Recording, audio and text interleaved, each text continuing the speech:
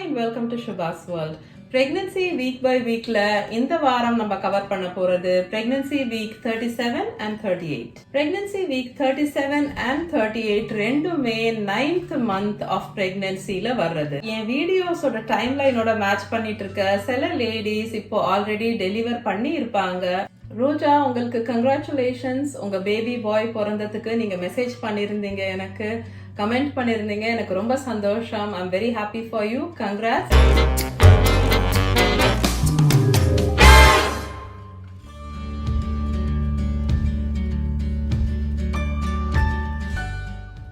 Actually லேபரை என்ன trigger பண்ணுது அப்படிங்கறது இன்னும் கண்டுபிடிக்கப்படல. அது ஒரு இன்ட்ரெஸ்டிங்கான விஷயம். என்ன காரணத்தினால லேபர் ஸ்டார்ட் ஆகுது, எப்போ பேபி ரெடி ஆயிடுது அப்படிங்கறது இன்னும் கிளியரா தெரியல. ரொம்ப ஃப்ரீக்வெண்டா கேட்கப்படுற கேள்விகளுக்கான பதில்களை, கிளாரிபிகேஷனை, டிப்ஸை என்னோட கம்யூனிட்டி பேஜ், என்னோட சேனலோட கம்யூனிட்டி போஸ்ட்ல நான் போஸ்ட் பண்ணியிருக்கேன். ஸோ உங்களுக்கு டவுட்ஸ், குவெஷன்ஸ் இருக்கும்போது நீங்க குவிக்கா அந்த கம்யூனிட்டி பேஜ்ல போய் ஒரு ஸ்க்ரோல் பண்ணி பாருங்க. மேபி உங்க குவெஷனுக்கான ஆன்சர் அங்க இருக்கலாம். ஓகே, வாங்க வீக் 37ல என்னென்ன டெவலப்மெண்ட்ஸ், என்ன சேஞ்சஸ் இதெல்லாம் பார்க்கலாம். இப்போ வீக் 37ல உங்களோட baby anywhere between 19 to 21 inches ஹைட்ல இருப்பாங்க.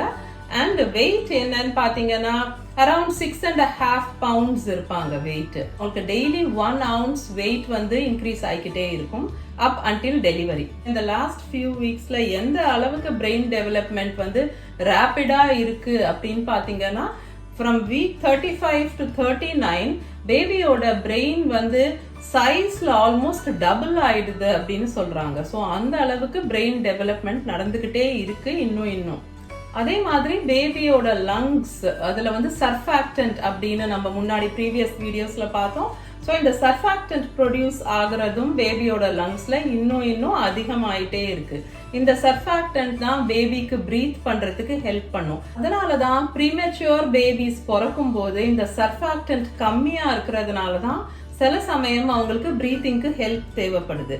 உங்க பேபியோட ஹார்ட் பீட் இப்போ between 120 to 160 beats per minute அப்படின்னு இருக்கும். இப்போ வயிற்றுக்குள்ள பேபிஸ் என்ன பண்ணிட்டு இருக்காங்கன்னு பாத்தீங்கன்னா, 30% ஆஃப் த டைம், அதாவது 30% நேரம் அவங்க குவைட் ஸ்லீப்ல இருக்காங்க. 60%, 60% ஆஃப் த டைம் அவங்க ஆக்டிவ் ஸ்லீப்ல இருக்காங்க. மூவ்மெண்ட்ஸ் ஃபீல் பண்ண முடியும் உங்களால அந்த ஆக்டிவ் ஸ்லீப் ஸ்டேஜ்ல பேபிஸ் இருக்கும்போது. அண்ட் 10% ஆஃப் த டைம், 10% நேரம் அவங்க முழிச்சிட்டு இருப்பாங்க. பிரீதிங் பிராக்டிஸ் பண்றது, பிளிங்கிங், அப்புறம் ஆம்னியாட்டிக் ஃப்ளூயிட் முழுங்குறது, இதெல்லாம் பண்ணிட்டு இருக்காங்க. யூட்டரஸ்குள்ளார இப்ப ஸ்பேஸ் ரொம்ப டைட்டா இருக்கு. ஏன்னா பேபி ரொம்ப நல்லா பெருசா வளர்ந்துட்டாங்க. சோ பெரிய மூவ்மெண்ட்ஸ் பண்ற அளவுக்கு இடம் கிடையாது. கிக் கவுண்ட் வச்சுக்கிறது நல்லது அப்படின்னு சில டாக்டர்ஸ் ரெக்கமெண்ட் பண்றாங்க. கிக் கவுண்ட்ங்கிறது என்னன்னா, ஒரு 2 hour டைம்ல பேபி 10 மூவ்மெண்ட்ஸ் இருக்கா பேபிக்கு அப்படின்னு பாக்குறது. இதுக்கு பேரு கிக் கவுண்டே தவிர பேபியோட கிக்கிங் தான் நீங்க கவுண்ட் பண்ணணும்னு கிடையாது. எனி மூவ்மெண்ட், நீங்க என்ன மூவ்மெண்ட் ஃபீல் பண்றீங்களோ அது ஒரு கவுண்ட். அந்த விக்கல் எடுக்கிறதும் ஒரு கவுண்ட். ஓகேவா?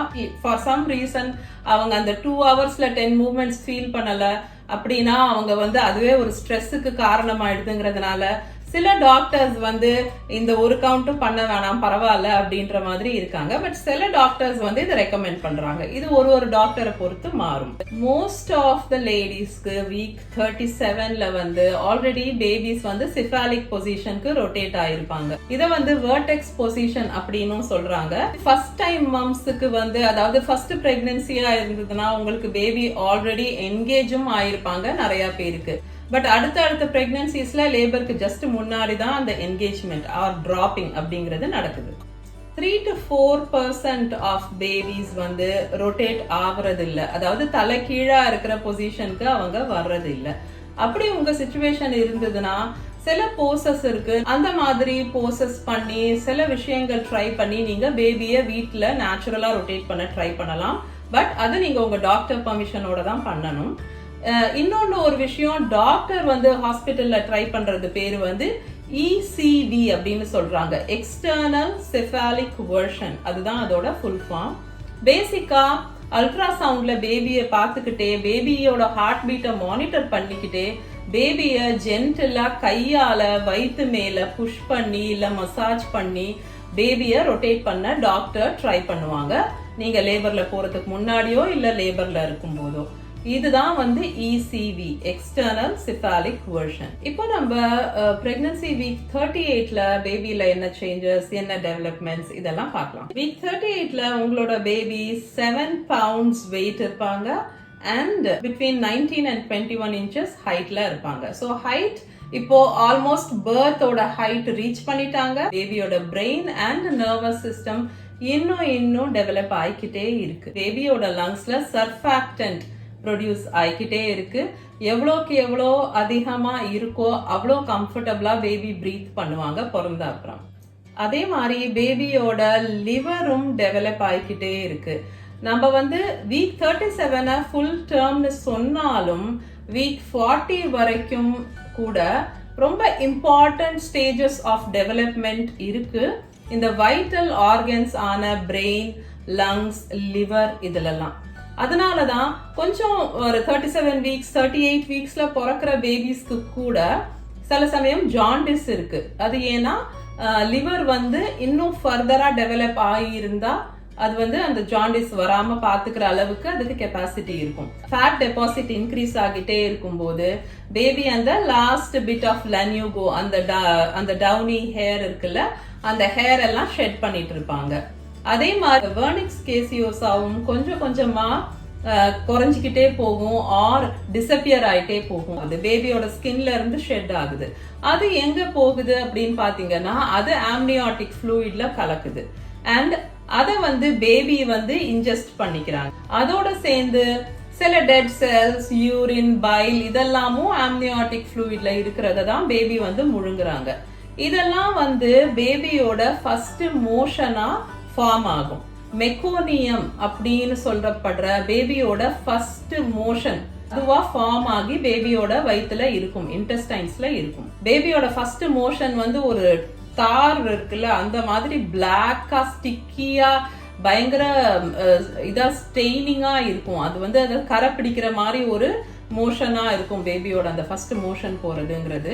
இன்ட்ரெஸ்டிங் ஃபேக்ட் என்னன்னா பேபியோட வயிறை சுத்தி நீங்க வந்து மெஷர் பண்ணீங்கன்னா அதுவும் பேபியோட தலையோட சுத்தளவும் ஒன்னா இருக்கும் இந்த ஸ்டேஜ்ல.